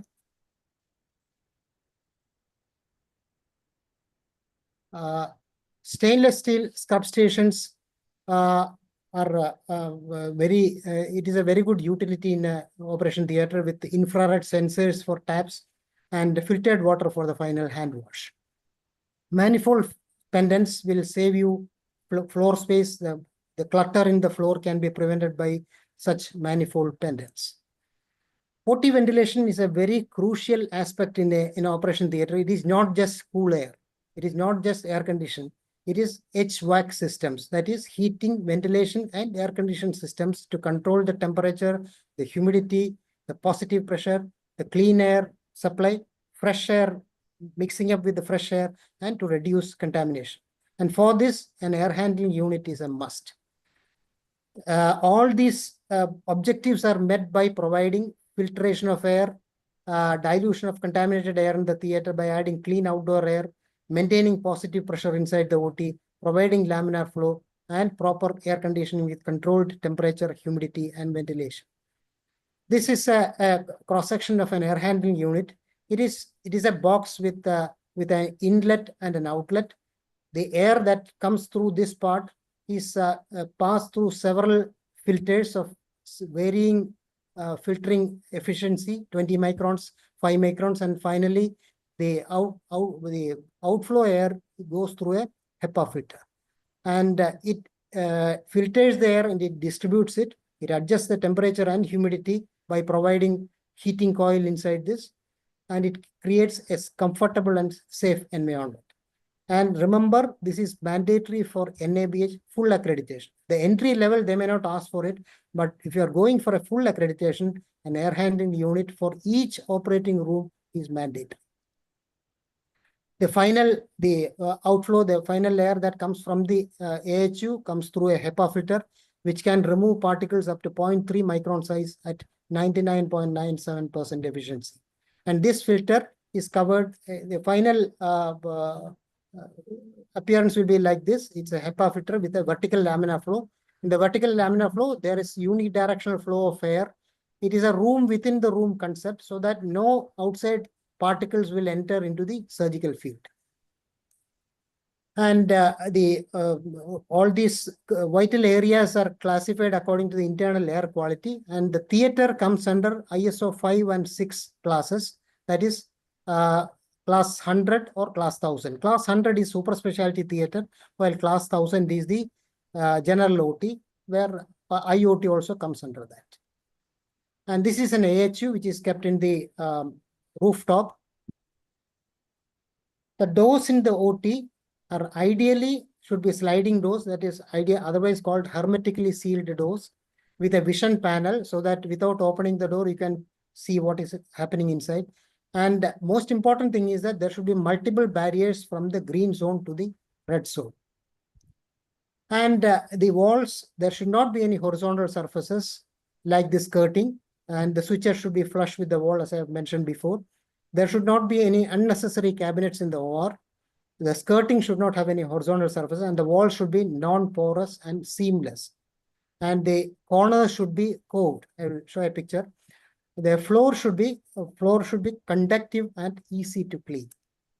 This is the coving of the wall corners. And this is a theater with a stainless steel false ceiling, the vitrified tiles on the wall, the manifold pendants to save the floor space. Switches and the panels are flush with the wall so that no dust will accumulate on top of it. And the flooring is an epoxy flooring with a coving edges at the corners.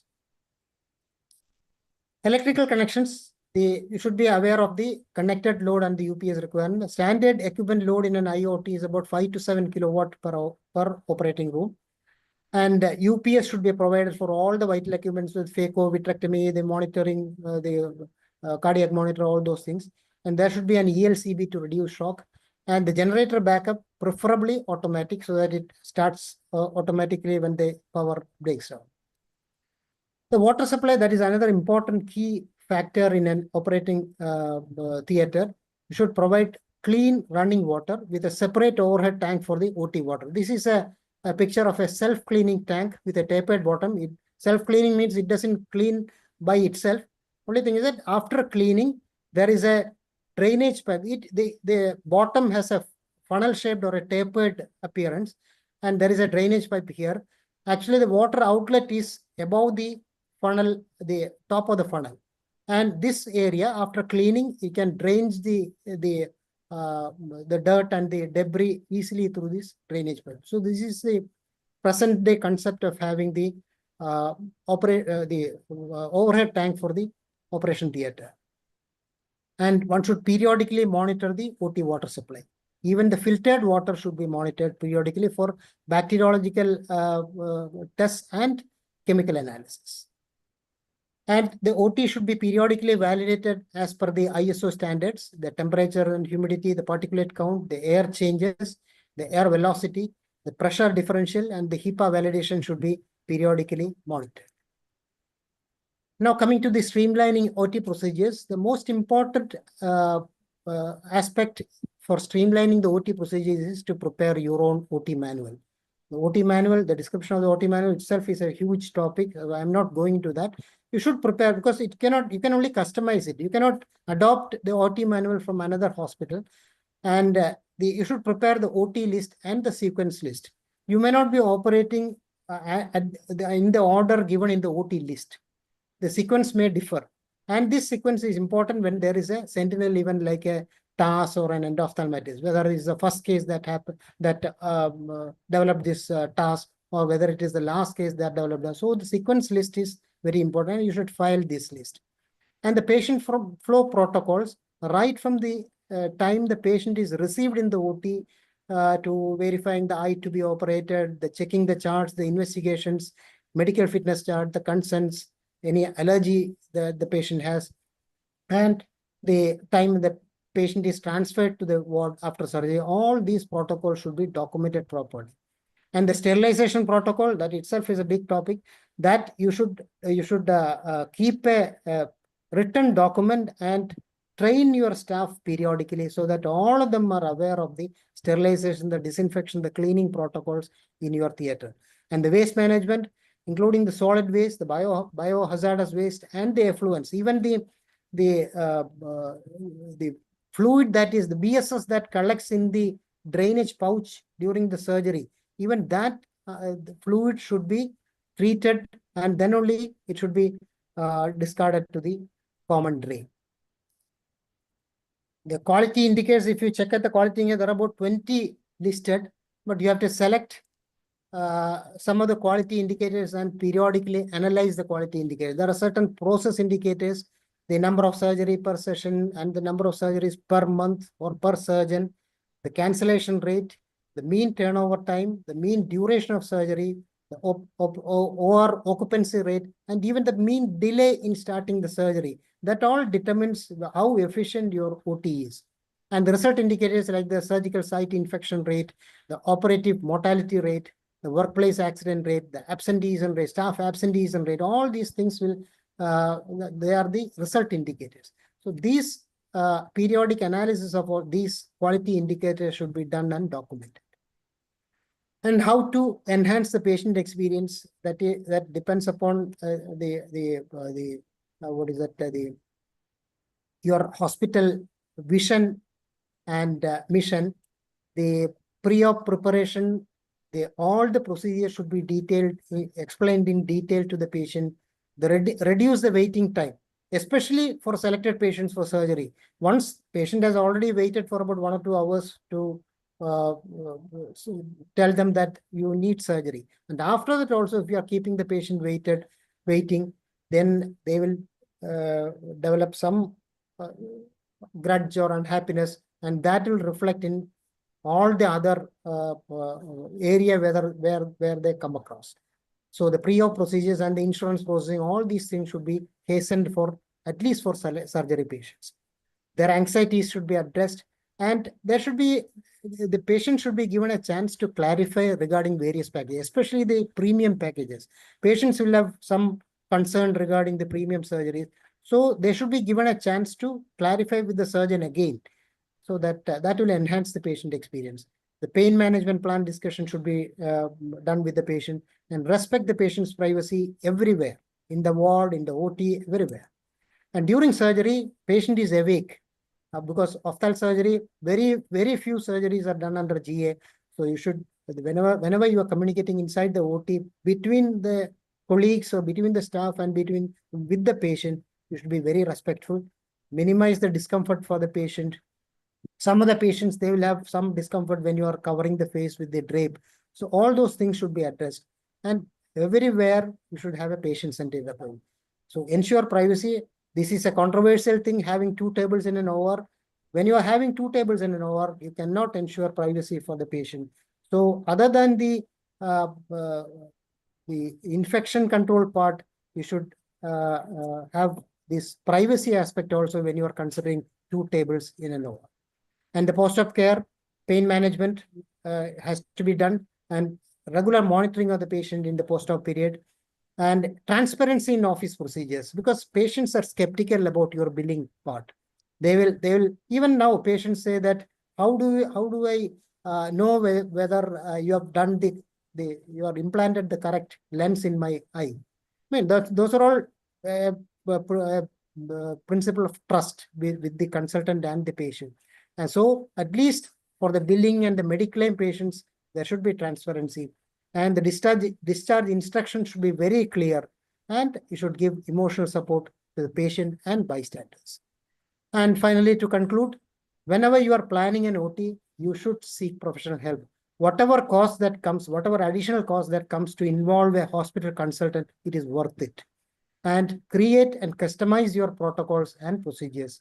Adopt a patient-centric approach throughout the hospital, and follow standard infection control practices. Thank you.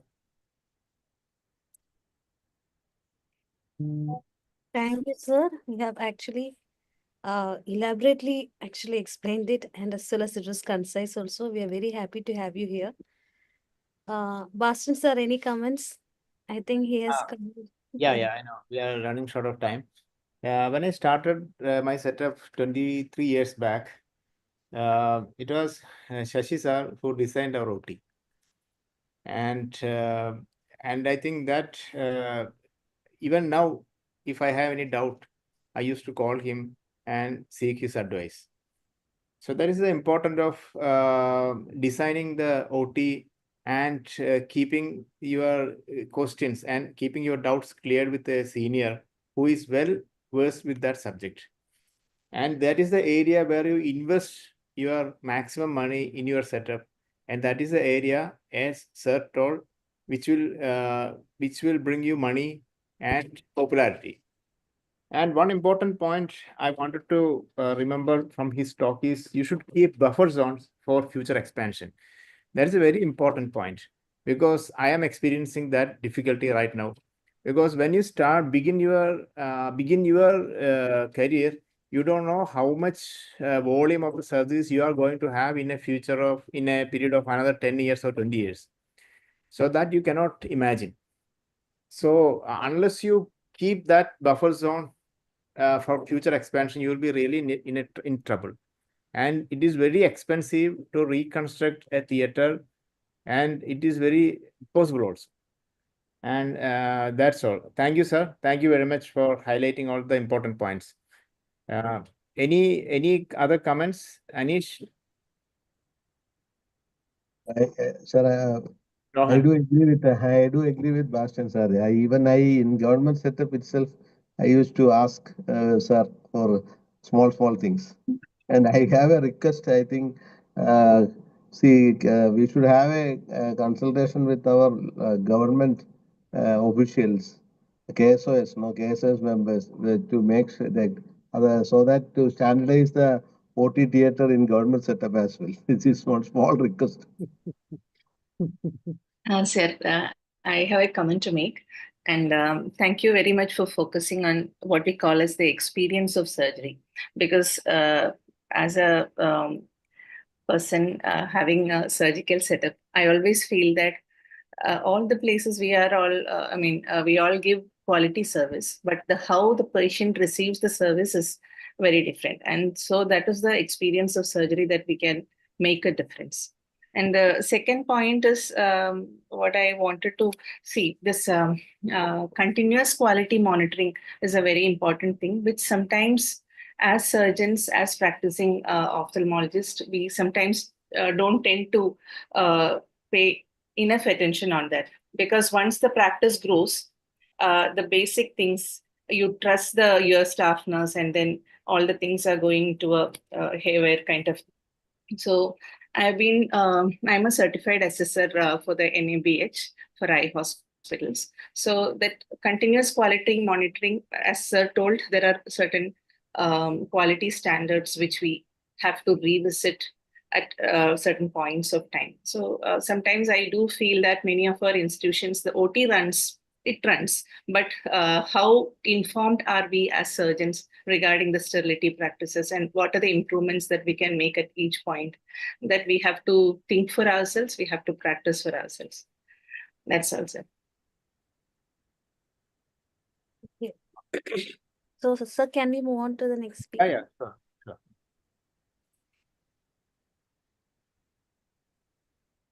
So our next speaker for today is Dr. Rituja Thomas, and she'll be talking to us on practice management tools, marketing and advertising tools. So Dr. Rituja Thomas is a consultant orbit and oculoplastic surgeon at Vision Eye Care Center in New Delhi. She has done her DNB and fellowship in orbit and oculoplasty from Narayana Netralaya, Bangalore. She has several peer-reviewed publications and book chapters under her name, has presented multiple conferences at national, state, and international levels. She has won many awards for the best paper, best video, and in team-based events. She is a member of the National and Subspecialty Societies, as well as in APSO PRS. So she's also an editorial board of DOS Times or Delhi Ophthalmic Society. So we are very happy to have you here, Rituja. Over to you. Thank you so much, Dr. Rakhi, for the kind introduction and for inviting me to this. I'm very honored to be here, and thank you to KSOS. So I'll just start my presentation. So it basically outlines a bit about staff training, marketing for your hospital, and establishing in a new city. So coming to staff training, as Dr. Sanita also mentioned a little bit about NABH. So what's important is, of course, going through the training with NABH in mind, because without that, training is really not of much use if you're not going to get accreditation based on that. So the scope of your services, all of your staff should be oriented with that. The safety protocols, patient registration, handling of various specimens that are there, emergency procedures, and of course, every meeting that you do for staff training has to have a record of the completion. The latest practices and the NABH standards have to be adopted by the center. So when you're training your staff, you focus on specific things that you may feel that they may not be focusing on, such as infection control. So maintaining sterility, as ma'am mentioned. And of course, the staff should also have a way to provide feedback on how effective the training was. For example, this is something that we had recorded, that in a particular month, what was the surgical site infection rate. So these are the things which is important to collect even from an NABH standpoint. For example, all the cultures which are sent, it has to be checked every month by somebody who's in charge of the OT. So delegating this to various consultants helps to make sure that everything goes in a streamlined fashion. Now, with respect to SOPs, it's important that your staff actually gets training in all of this, because when the assessor comes, they may even ask you to demonstrate this. So it's important that the staff gets a proper training and knows exactly where the fire extinguishers are, where the exits are. With respect to operations for staff, so when you have a call center, it's important that the call center people are aware of who does what. So they are the main people who will actually triage patients for you. So even if they are non-clinical members of the staff, it's important that they also know who does what, who can do treat watering, who can treat squint, who can treat who can get LASIK done for you. So all these basic things, once they are aware, it's you get easy appointment and streamlining of patients. Even with respect to the phone calls that they attend or the counseling that your counselor does for the patient, it's important once in a while to listen in on these conversations, to know how they are going, to know how respectful they are being, and to know if the patient is getting the complete information. Now, marketing, I will just come to, that is with the local bodies. And it's important, again, as Dr. Shetty also mentioned, that to keep the spirits up in the hospital. So that always keeps the morale going. Now, with respect to marketing, other than digital, we have various methods such as radio channels or coming on podcasts, or even creating your own podcast for that matter, newspaper articles. These go a long way in putting your center out there. And even interviews for that matter, having a talk show interview online, it's a very long recorded thing which somebody has to watch, but it gives a world of information. So it's important to actually engage in these kind of invited talks. Local bodies, for example, your Rotary club or any other clubs that you have nearby, near your area, if you can go ahead and give awareness talks in these places, you will end up getting a lot of patients just from them knowing that you are there at your center doing this particular thing.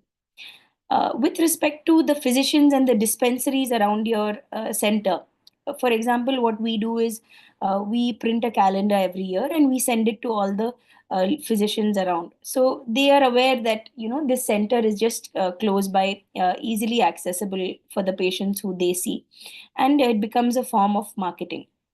YouTube, of course, I think it'll be covered later, but it's one of the best educational content for the patient, and they end up finding out that you know how to do a particular procedure, or you're good at a particular procedure. So they will come from anywhere to get your opinion or expertise on that. So that's something which is important. Now, the local SEO or search engine optimization is important because whenever somebody searches for a keyword, your center will come up. And as and when they start finding you on the Google Maps, your Google My Business, you'll come on the local listing. So it's important to actually update your strategies based on what is happening in the Google My Business as well. Now, Instagram also, just touching upon it, it's a easy way for you to reach out to patients and for patients to know how the experience would be at your center if they visit you, and how the experience of other people was when they visited you. And LinkedIn is something which is really useful for me as a freelance person also, because it sort of helps people know what my niche is. Now, establishing in a new place, I came from Bangalore to Delhi, which was not something that I expected to be such a culture shock, but it was actually very different. But when you join a center, you at least have a platform to build a patient base, because there's an already established brand and you have access to technology, and you are able to work well with people. But while training staff after you join an established practice, is that the staff should treat each doctor equally, that nobody is senior or junior and everybody is subspecialized in their own area of expertise. So that goes a long way in improving the patient perception as well. And someone else's patients will not just transfer to you, especially in a premium practice. So it's important to have the patients to sort of develop your own practice. And initially you might think that, oh, I don't know anybody in this city, or nobody knows me because I haven't trained here, I don't have friends here. But in the long run, you end up getting referrals from outside of where you are, based on people in Bangalore or people down south who know that I am here. They're okay to send me patients if patients are from Delhi. So that's another positive way of looking at things. And the word of mouth, as we've all been saying throughout this webinar, is that that's the best way to grow. And the other thing is freelancing, again, is a great way to grow if you are in a niche specialty like squint or oculoplastics. And I would say the greatest investment, I know you all have all invested in hospitals, but for me, the greatest investment was my car, because this is what I take all my instruments in and my cautery, etc., and I go all over the place. So the final thing is that training matters, surgical outcome matters, skills matter, but nothing is more important than actually having enough gray hair. So even if you start young, it's good, because you have a long time till patients actually start recognizing you as an established practitioner. So thank you, and I'm ready to take any questions if we have time. So great talk, Rituja. Actually, I have selected her for this talk, especially because she has got a lot of videos in Instagram, even in other social media handles also. She has got a good amount of followers. And this topic of social media marketing, I have heard her at national conferences also. Even though she looks very young, she is a well-known personality all around because of her social media influence. So, Basin sir, your comments on her presentation. Yeah, nice points, Dr. Rituja. Is Mahesh is here? I have a just like doubt. Like, is the patient testimonial, can we post Yeah, in the I Instagram? did. Yeah, Mahesh, Patient, a question from me. Dr. yeah, Rituja, like just now had a beautiful talk regarding the social I, So the question is whether we can post the patient testimonial in the Facebook or in the Instagram pages with their consent, I think. with their consent. Okay. I think, see, it should not be uh, uh, like we saw one advertisement, one nun sister doing in Siddha Vaidya. I That is also patient testimonial, right? But these are all, I mean, what do you call? It's a wrong advertisement sort of thing. But I think I don't know whether there is any law for preventing patient testimonial if they give consent. Yeah. No, if the patient give testimony means it is with their consent, no? One patient says What that, they use it for, what they use it for, that and all, we need consent from the patient, right? You okay, just, it's just like when we take an interview and we are going to tell them that this is going to be put in Instagram. They should give consent. That is what I feel. okay. If later they will say that I just told her I don't want, I didn't give permission to put in Instagram and give a file a case. That can be a problem. So, Sir, excuse me. I think Yeah, you are coming. according to the new NMC guidelines, patient testimonials cannot be posted on social media handles. I think it's like that. It is the new NMC guidelines, Yeah. even with their consent. Yeah, sir. that's what I also heard like that. That's why this I question. don't know. NMC guidelines, I am not sure. But the So, initial this etiquette and Indian Medical Council Ethics and Etiquette Act, they didn't have such a this thing. That yeah, I have that 2001. yes. Okay. Okay. Does it Any, come under this thing unethical advertising, Yes, sir. Sanita? Misuse of social media by doctors. It is. I think there's some penalties also involved. It is there in the new NMC guidelines. Yeah, Oh, I see. Okay. yeah, another important points what Dr. Ritika said is like that your talks in the radio, like interaction with the physician, and those are the important points which makes other people know that you are practicing in their vicinity, so that they can refer you patients and all.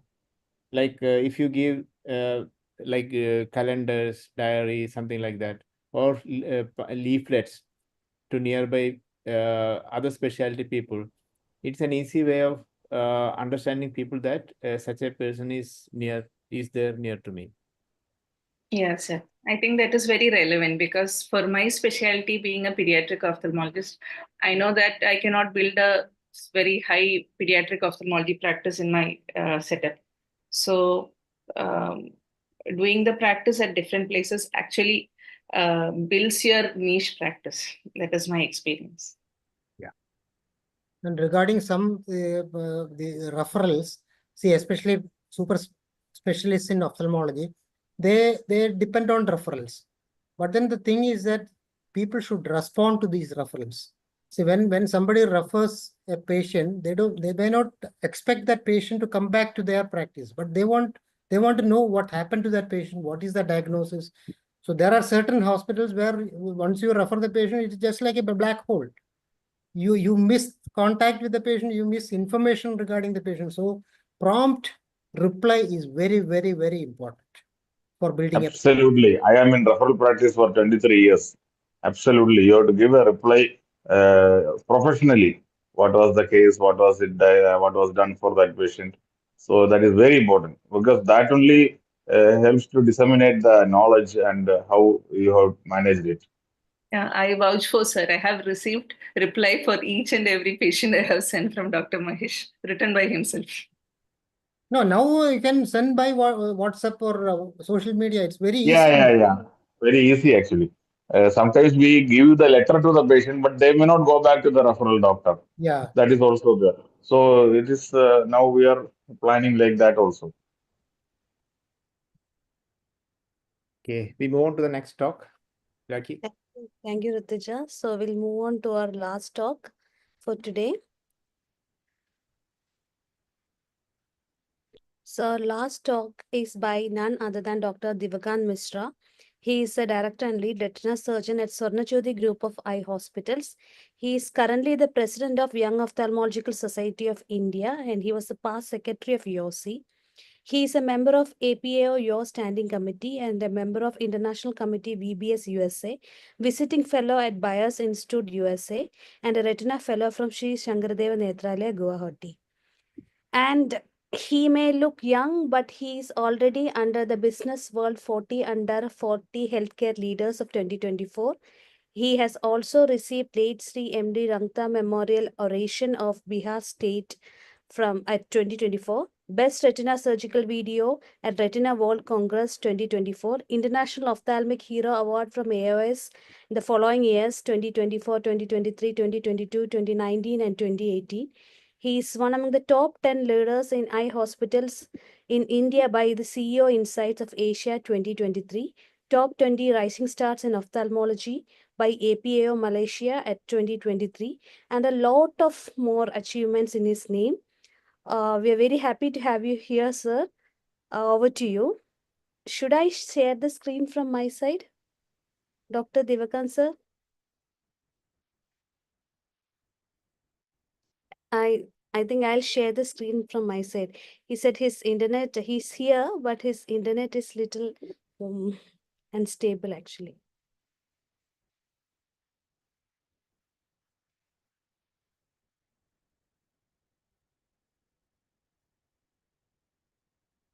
So I'm just playing the recorded video which he has sent.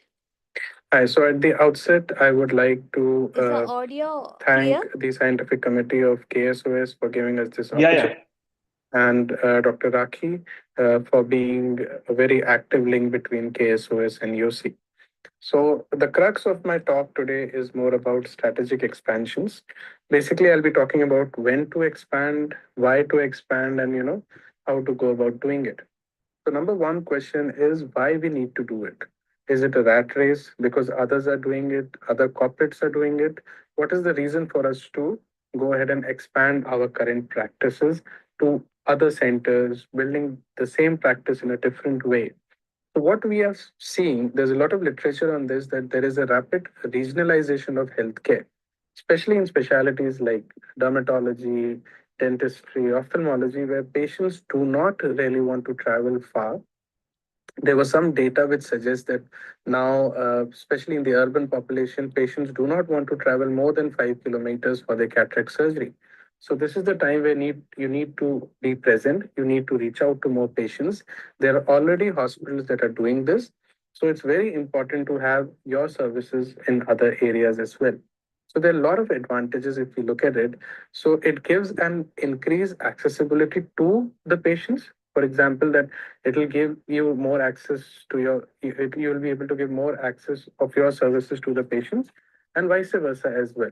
It helps you in diversifying your revenue streams. At times there is, because of some reason, one center of yours is not doing very well, then the other center will be able to compensate for that. Now there is a economy of scale that is at play. That means that when you're purchasing big, you have presence in around the city, so that helps in bargaining well with the other companies. Now it's a major boost to your brand. What a lot of times we see that a certain center is not doing really well and maybe not making much money for you, even if it is at par, then it gives your brand of presence. People know about your hospital, about your brand, and that again translates into more revenue. It helps you in mitigating risks. What I mean by that, recently we had an episode of TAS in our center, one of our centers. So we were able to quickly shift our OT to our another center, and we were able to continue doing giving patients our services. Likewise, there was an issue with the OCT, once there was an issue with the optical biometer, but since we have other centers which were also well equipped with these equipments, so we were able to manage those things. So it gives a very enhanced experience to the patients in terms of, uh, uh, for example, if a post-op patients live close to one of our centers, obviously he'll go to that center and get his post-operative thing done. Whenever he wants for small issues, he can, visit the center that is closest to them. Now, there are, of course, certain disadvantages when you look at it. Every time, the 5 times, if, for example, I have 6 centers now, the 6 centers does not mean that you will have 6 times the revenue, but yes, it means that 6 times of hassle is there. There are a lot of issues with staff recruitment and retention. You need to keep hiring. You are on a hiring mode all the time because people keep coming and going, and it is very difficult for you to retain staff because you're not present in all your centers physically. So it becomes difficult in that sense also. And in a lot of areas, you need to start from scratch where you do not have any brand recognition. People don't know you. So a lot of effort goes there when you try to start from scratch. The operations part of this is very difficult. So the clinical part is taken care by your doctors, but for the operational part, there are a lot of day-to-day issues that are happening all the time. You really need to deliver in terms of quality, so that also becomes an issue, and your time and your focus diverts at times when you are dealing with so many centers. Personally, I'll just talk about my journey, why I did it. So when we started with our first hospital, that was in 2022. It has been 2.5 years. Very quickly, we got a very good response in the beginning, and we realized that we had a very small area and with limited expansion capability. We had an area of around 4,000 square feet, but we thought that it was very small for us, and buying or renting property in that area had become very expensive. A lot of our patients also had started demanding that, in different parts of this, from the different parts of the city, that it becomes difficult for us to come to the hospital. So that got us thinking, rather than going for vertical expansion, where we would, buy the same building and develop on the other floors, we thought, why not go for horizontal and get more centers, and in that way diversify, and all our eggs are not in the same basket. So slowly over the year of 2.5 years, we have now 6 centers, and our team has in total catered to more than 50,000 patients in that period of time. So how to go about building this brand, how to effectively deal with so many centers? I feel to begin with, you need to start with a very clear vision. That is very important. As I said in the beginning, you should not fall trap to the rat race because others are doing. Don't go ahead and do it. So you need to start with a very clear vision to begin with. You do not need to fall in the rat race, and because others are doing it, go in and do it. You do it because you want to do it. You need to define your long-term goals for expansion, why you want to do it. You want to increase your revenue, you want to build a bigger brand, you want to be more accessible to your patients. So these things should be very clear in your mind so that you can move in that specific direction. Anything that you do, it should be a very patient-centric mission that really helps. And you need to, you have to think a bit that what you are thinking should also align with what the patient needs, what the healthcare needs are there in your region. If you're trying to open a center which is there in a very saturated area where already established players are there, so it might be a bit difficult for you. Do a very good, so that you don't do that, you need to do a very thorough market research. What that means is that you need to have, wherever you are planning to start a new center, so understand what the local demands are, right? So what patients need, what patients want, whether there's actually need for a new eye hospital in that area or not, what specific things are required. For example, if there is no retina services in that a region, or some other thing is not available, or refractive service is not available, so you can think about that as well. And be very clear about accessibility of the region. So all our centers that we plan are very well placed, so that it helps in developing the brand also, and the patients are able to reach to us easily as well. Now the model should be scalable, uh, as in, you need to start with the core services, for example, cataract surgery, consultation, and OCT. One thing more, that we have OT with cataract services, basic consultation, and OCT in all our centers, because it helps you in comprehensively evaluating the patients, and all these things help you in dealing with almost 70 to 80% of most of the patients. Right, and you can think about having equipments that can be easily moved around. We got OCTs and other stuff which can be moved to our other centers as well, and have a very strict standard SOPs for all your centers, so that from simple things of how to close a center, how to open a center, and sterilization, and all those things should be noted down and rehearsed properly. Now, a big part of this is financial planning. And if you don't feel that you are competent enough to do it, get financial planners, take help from colleagues and friends who will help you with that.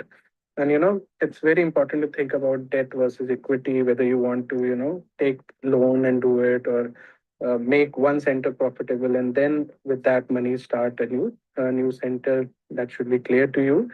And a very, I'll be very insistent about this, to start lean. Do not overspend on, luxury infrastructure, or still date, we do not have a refractive service, because we feel that, that value for money is not there in these cases. It's always already a saturated market and puts you under a lot of pressure. So we have outsourced our refractive services.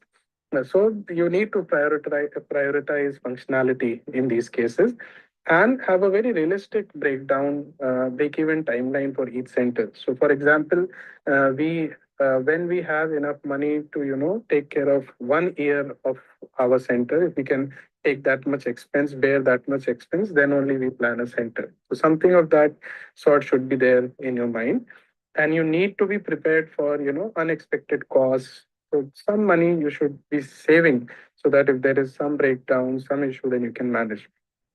Now, another very big thing, a very important thing, and a very difficult thing is to assemble a good team. Right? So I feel you have to be very lucky to get the right team. We feel that, including our doctors and staff, I feel we are lucky and very blessed to have a very nice team. Always go for local talents who will help you in building a brand, and who understand what the patient needs, what the community needs, and are able to connect to the patients on a personal level. And of course, you can't start expecting from them with the word go. You need to train your staff very thoroughly to do that, right? And we have a SLT, the senior leadership team, which that's the core team, right? Which helps whenever we start a new center, a core team moves to that center, gives it around 3 to 4 months, get that center going, and then slowly that transition phase happens, where we develop local leaderships in that center as well. And there are a lot of things. I think it's a separate talk on itself, how you can retain your staff. The simple things, I think, apart from money, they need growth opportunities and a very positive work environment. I feel money comes third. These two things, if your staff sees that there's a potential for this organization to grow, they feel that they have growth opportunities, and they like coming to work every morning, that staff will be with you for the rest of your life. Now, technology, I feel for our youngsters, people of our age, it's very important to leverage technology. We started EMR systems from day one in our hospital. We didn't do any. We are paperless from day one. We utilized telemedicine to connect. We had portable fundus cameras, slit lamps, and everything, so that we can connect to our various centers and interact with them on a regular basis. We have connected all our centers through EMR.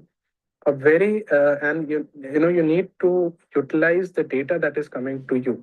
For example, we realize that the maximum number of patients we have in this time, the maximum number of calls we get in that specific time. So then we are able to, divert our manpower accordingly. So a lot of our in the morning 2 hours when we are not doing much of the OR, then we shift our OT staff to manage patients to take calls. So this way you can, able to manage things efficiently. A big aspect which is not mentioned here is social media. You need to utilize social media in a very important and a very ethical manner as well. I feel you should have social media handles for all the possible channels that are there, be it YouTube, Facebook, Instagram, Twitter, which should be regularly updated. I would highly recommend to hire a social media manager, but you have to invest time with that person because most of them do very generic things. So you need to guide them, strategize with them. And a very important thing is a listing on Google for all your centers, and whichever center you are there, have your personal profile as well and have a hospital profile as well. So, for example, I have two profiles. One is my profile as a retina specialist and a hospital profile. So people at times are looking for hospitals, people at times are looking for specialists. Get good reviews, request your patients to post reviews for you. So they go a long way in, helping you. So another aspect that we have briefly discussed is setting up SOPs and streamlining operations. Have audits, have sterility checks. Recently, we had a outside team to come and observe our OT to find out if we are doing anything wrong. So these kind of audits are very important. It's very important in our main center. We have doctors across all specialities. So it's very important to build a good team of specialists to help you in, developing your specialty services as well, apart from cataract. And it's very important to have a good leadership structure.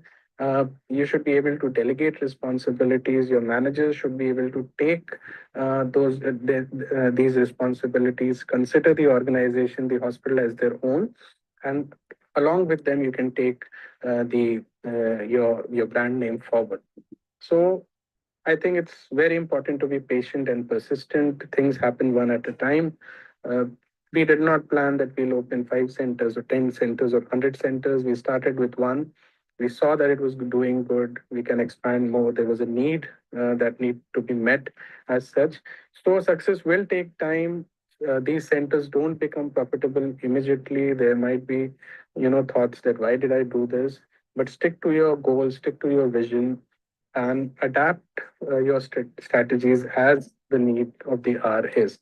And keep celebrating small milestones, and you have to keep your team motivated with that. So I would like to end with a quote. This expansion is not just about opening doors; it's about creating a network of trust, quality, and accessibility. And I feel that every new center that you open and every new hospital that you open, apart from everything else, revenue and whatever not, it's an opportunity to serve more patients, right? And bring quality care to a lot of new patients and have an impact on the community. So that I think is at the core of what we do. Thank you so much. I'll be happy to take any questions that are there. So I think there was a great talk from Dr. Divakant. He has opened nearly 6 centers in a short span of 2 years. Dr. Divakant is here with us. So can you unmute? Yes, Raki, can you hear me? Yeah. Boston, sir, any questions for Divakant? Yeah, Dr. Divakant, very inspiring talk from your side. And one very Thank you, sir. important what I understood is don't invest more on the luxury. I still wonder you don't have a LASIK machine, even though you have a 6 center. And you're right, Dr. Divakant. Unnecessarily, it will keep you under pressure if you do such investment. This was discussed in the first part of our talk itself. And another thing is, you should be very lucky to have a good team, as you said, because every individual in your hospital is very important. Well, from the housekeeping up to the doctors. So unless you are a lucky person, it is very important to get a very good team in all the 6 centers. And that's it. Shashi sir? Shashi sir? Yeah, it's a very good talk and very relevant talk regarding the how to establish your practice and how to run it forward. And establishing 6 centers in a span of 2 years is a marvelous the achievement itself. And I mean, without the help of the support staff and the core team, it will be impossible to achieve this feat. And I think, as she said, you are very fortunate to have such a very strong core team and support staff. Thank you so much. Now, what I feel is that the best marketing, see, your staff is the best marketing person. You treat them properly, and whatever you do, the staff is witnessing it first. So your quality, your competence is judged first by the staff, and then they will bring other patients. Mahesh sir, are you here? Yeah, Raki. Any comments to Dr. Devagant sir? No, I am learning.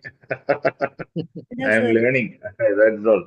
No, since I have not started my own hospital, but a lot of factors in communication and this ethical management, everything, all dealt with in detail by all the speakers. Very nice. I don't have to add anything. Small things are there. Probably sometime later in communication skills and all, we can discuss about that. That's all. Okay. So I think that finishes our today's topic, and all the topics were well covered. And regarding the operation theater, we will be planning another session, one full session with the help of Shashi sir and all that we already discussed. So nothing to add more. Thank you all the speakers and Raki for this program. Thank you, Rituja. Thank you, Dr. Nilesh, everybody for staying till late. Yeah. Actually, it's nearly 10 o'clock, no, past 10 now. Sorry for that, but I think the sessions were really great and everybody will be enjoying that. A heartfelt thanks to all the speakers for their dedication in crafting such informative presentations and sharing their own stories and expertise with us. So, and also, finally, my sincere gratitude to all the KSOS office bearers, to Shashi sir, Bastin sir, Mahesh sir for staying up for so late with us and for playing a pivotal role in moderating and for asking questions. Everything went smoothly, I guess. So let's call it a day. Good night, everyone. Good night. Thank you. Good night.